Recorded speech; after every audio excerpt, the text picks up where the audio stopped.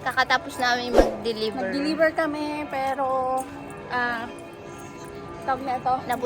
Inabot lang namin. Diyan lang kami nakipagkita sa may sentro. Sunday ngayon, so hindi na kami. Bibisit lang kami sa church. Tapos, uwi kami kasi madami pa po kaming gagawin. At Natid din namin yung kaibigan namin kanina. medyo ano na ngayon nagbabago na yung panahon, pero mainit pa rin. Pero pag umaga, malamig na, tapos medyo madilim na ng konti yung alas 5. So ito, papakita namin yung sentro ng Borno. Oo, yung pinang-sentro, yung parang square nila dito, ito yun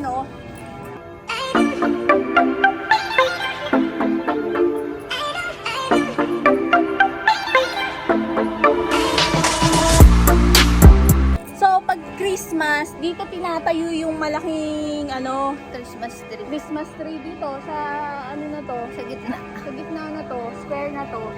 Tapos So, madaming yung parang mga night market. market. Tapos may mga parang mga tinda-tinda dyan na pwede mong kainin, mga ganun. Madaming bilihin. So, masaya dito pag mga Pasko kasi ang dami dyan na Ayun, mabibili. pwede kang umakyat dun. Oo, doon pwede ka Para umakyat. makita mo yung buong Isa din yung church, tapos nandito na yung cathedral. Yung taas. Yung taas. Ayun o. Ayan. Yung cathedral. So, akit ka lang dyan sa likod na yan, makikita mo na yung cathedral. Kasi yung castle naman, malayo pa dito, dun pa, Magtara-tram ka pa. magta-tram pa. So, yeah, normal na namin yung nakikita. So, sa Prague, mas marami pang magagandang Building. Mga lumang building. Oo, medyo maliit lang kasi yung Brno. Pero, maganda naman dito.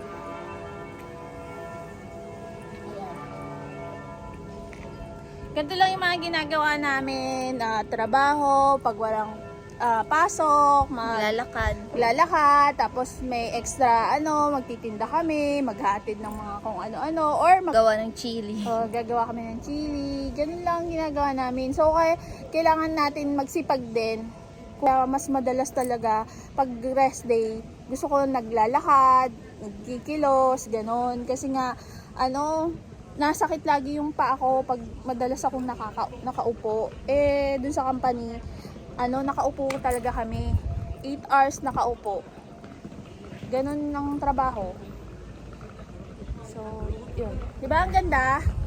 So, ang ganda yan kahit Minsan pag may araw na dyan yung mga organic na may parang halaman. market dito. Mga gulay. Oo, yung parang sa mga farmer, dito yung inalalagay. Mura.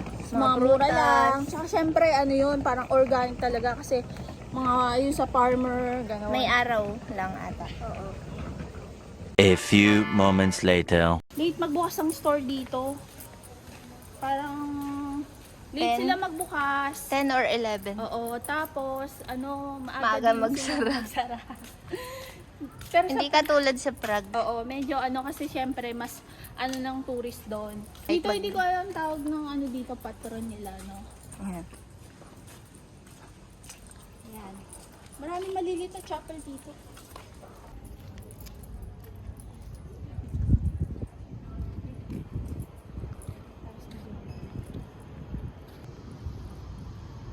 Ayan yung castle. Ay, yung cathedral.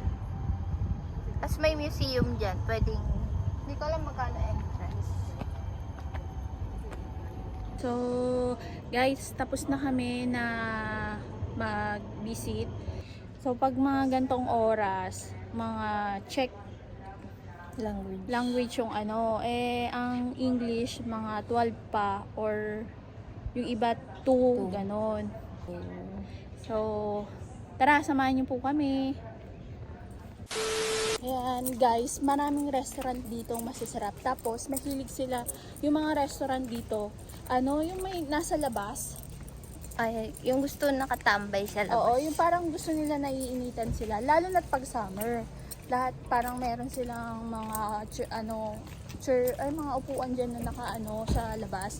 Pag summer lang naman, pagka winter hindi mo kakayanin na Pero meron pa din. Pero Kasi meron may pa mga rin. heater yung mga Oo. mesa nila. Pero yan ang mga gusto nila, yung mga nakaano sa labas. Tapos nakabilad, iinom sila ng mga beer, ganon. Pero pag sa winter, may wine, hot wine yon na iniinom nila. Parang yun yung tawag nun, native. Oo, at saka mapapansin mo dito, guys, madaming habang naglalakad may dalang beer or yung nasa bote. Kasi minsan yung baso sa resto, pwede yun iuwi. Hindi kasi bibiliin mo yon, parang isasama mo sa bayad. So minsan may dala-dala silang malalaking baso na kahit naglalakad or yung bote na iinumin nila kahit sa habang naglalakad. Minsan nga yung wine, glass wine, habang naglalakad sila, bit-bit nila yun, nagkukwentuhan sila habang naglalakad. Yun na talaga yung pinaka-banding talaga nila.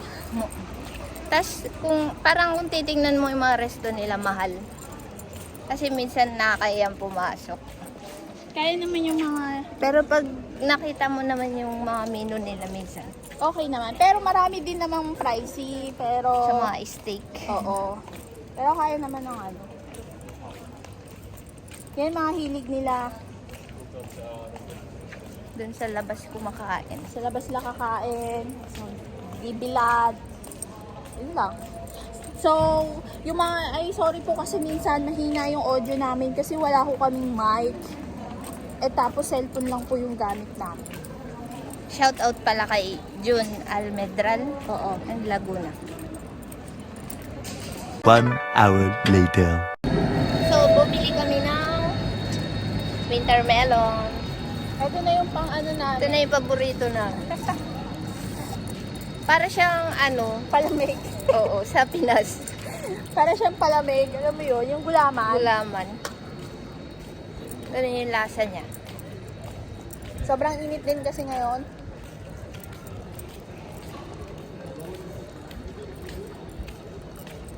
So guys, mag-withdraw lang siya ng pera. Ayan. Ayan yung namin, yung bangko namin. Yung Reticent. Pero marami pang mga bangko dito. So, yan yung pinaka unang-una namin.